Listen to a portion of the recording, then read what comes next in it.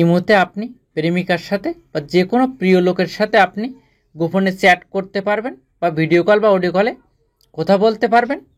সেই চ্যাট এবং কলটা এখানে শো করবে না, টোটালি গোপন অবস্থায় থাকবে।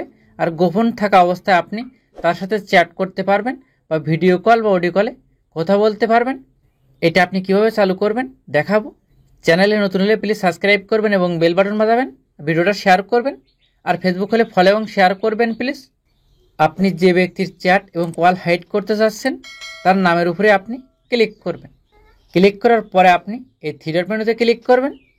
তারপর এখানে একটা অপশান পাবেন ইনভিজিবিলিটি ফ্রেন্ড, এই অপশানটা এখানে আপনি অন করে দেবেন। তারপর ব্যাগে আসি। ব্যাগে আসার পরে আপনার চ্যাটটা একটু ঝাঁকুনি দেবেন। ঝাঁকুনি না দিলে কিন্তু ওই আইডিটা এখান থেকে সরবে না। এখানে ঝাঁকুনি দেওয়ার সাথে সাথে কিন্তু এখান থেকে আইডিটা হাইড হয়ে গেছে, আপনি দেখতে পাচ্ছেন।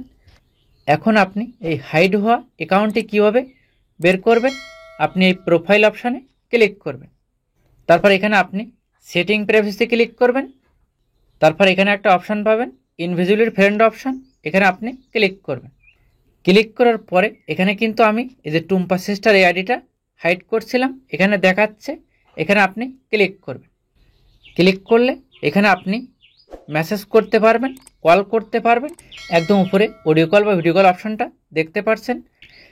আর এইখানের এই চ্যাটটা কিন্তু কেউ দেখতে পাবে না, আর সামনের পেজে শো করবে না। কিন্তু এই অপশানে কেউ ক্লিক করলে এটা কিন্তু দেখতে পাবে। সেক্ষেত্রে আপনি এইখানে একটা পাসওয়ার্ড সেট করতে পারবেন। এই পাসকোড নামের অপশানটি এখানে আপনি ক্লিক করবেন। ক্লিক করার পর এখানে আপনার ইচ্ছা মতো একটা পাসওয়ার্ড দিয়ে দেবেন, সেম দুইটা পাসওয়ার্ড দেবেন। তারপর ডিওনিতে ক্লিক করবেন। ব্যাগে আসার পরে এখানে ফ্রেন্ড অপশানে ক্লিক করলাম। তারপর কিন্তু এখানে পাসওয়ার্ড চাচ্ছে, এই পাসওয়ার্ড না দিলে কিন্তু এই অপশানে ওপেন হবে না। আর আপনি যদি এইটা আবার ডিলিট করে দিতে চান তখন আপনি কি করবেন, এখানে আনহাইড অপশানে ক্লিক করবেন। আনহাইডে ক্লিক করার সাথে সাথে এই সামনের পেজে ওই অ্যাকাউন্টটি আপনি পেয়ে যাবেন। প্লিজ সাবস্ক্রাইব করবেন।